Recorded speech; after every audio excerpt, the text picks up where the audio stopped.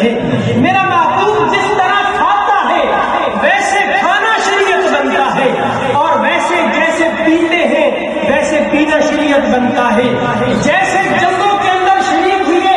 ویسے وہاں شریک ہونا یہ شریعت بنتا ہے، اور جیسے میرے محبوب کریم صلی اللہ علیہ وسلم کاروبار اور تجارت کرتے ہیں ویسے کاروبار اور تجارت کرنا شریعت بنتا ہے۔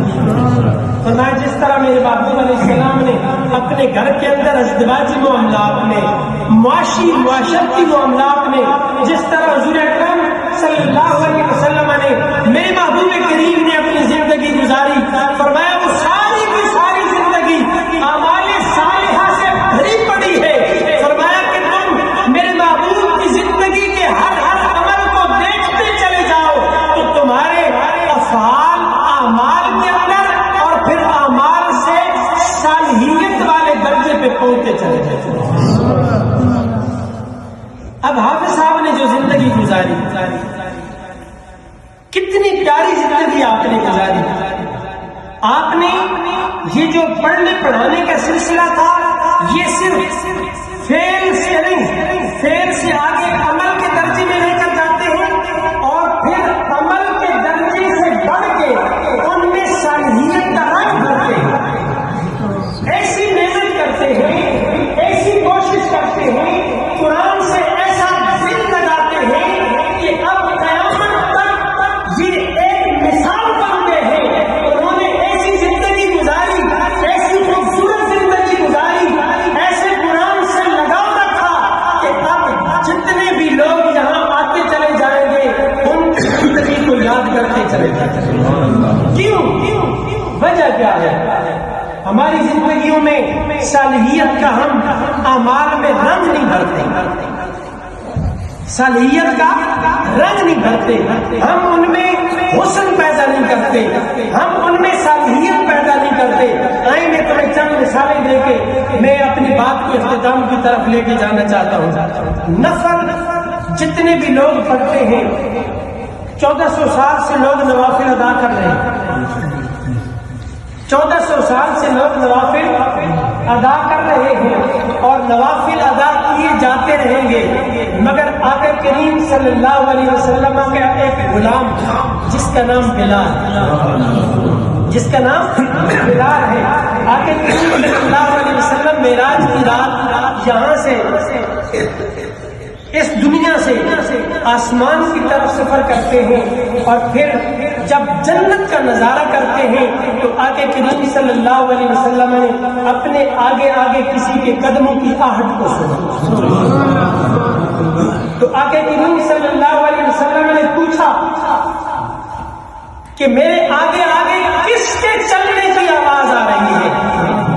تو جبریل امین نے بتایا یا رسول اللہ صلی اللہ علیہ وسلم یہ بلال کے چلنے کی آواز۔ آقا کریم صلی اللہ علیہ وسلم نے اس بات کو اپنے ذہن میں رکھا، جب واپس آئے تو بڑی محفل میں اپنے بلال سے پوچھا، اے بلال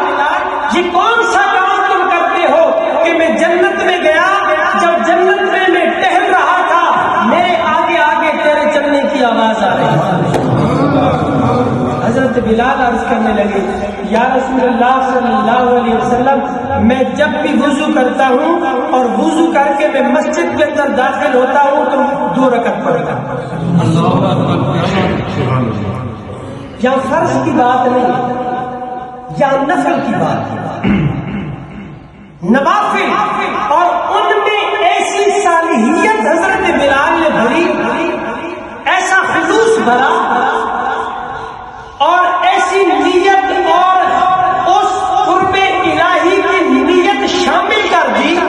کہ خالق کائنات کو اتنی وہ ادا پسند آئی کہ خالق کائنات نے بلال کو وہ درجہ عطا کیا۔ نعرہ تکبیر، نعرہ رسالت، نعرہ رسالت، نعرہ رسالت، نعرہ حیدری، نعرہ حیدری، تاجدار ختم نبوت۔ یوں تو جنگیں ہوئی، غزوات ہوئے، مگر ایک وہ غزوہ تھا جس کو غزوہ تبوک کہا جاتا ہے، بڑے مشکل حالات تھے، لیکن صحابہ کرام نے بڑھ چڑھ کے قربانیاں دی، اپنی مالی خدمات پیش کی، لیکن ان میں ایک ایسا صحابی بھی تھا، ایسے صحابی رسول بھی تھے جو انتہائی مخلوق الحال اور غریب تھے، اور ان کے پاس کچھ بھی نہیں تھا، انہوں نے دیہڑی لگائی ہوئی تھی اور اس کے پیسے ان کے پاس تھے، وہ شرماتے شرماتے آقا کریم صلی اللہ علیہ وسلم کے سامنے وہ مال کا ڈھیر لگا ہے، جس میں اونٹ بھی ہے، جس میں سونا بھی ہے، جس میں درہم و دینار بھی ہے، یہ ساری کرنسیاں وہاں موجود ہیں، لیکن وہ صحابی جس کے پاس تھوڑا سا دیہڑی کا ایک مال ہے، وہ تھوڑی سی کھجوریں ہیں ان کے پاس، وہ خلوص سے وہ آقا کریم صلی اللہ علیہ وسلم کی